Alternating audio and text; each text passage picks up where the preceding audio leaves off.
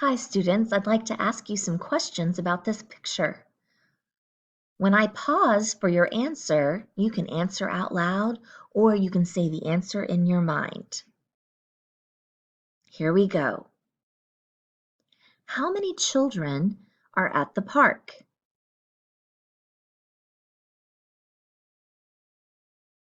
Let's count. 1, 2, 3, 4. 4 children are at the park. How many children are swinging? 1. 1 child is swinging at the park. How many children do you see in the sandbox?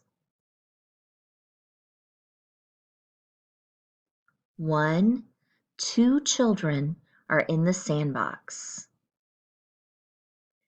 How many red flowers do you see? How many red flowers do you see? Let's count.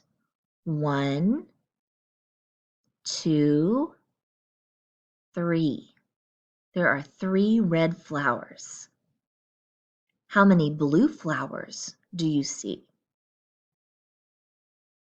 1, 2. There are 2 blue flowers. How many cars do you see?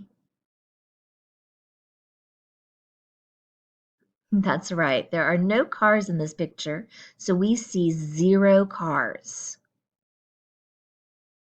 Thank you for joining me.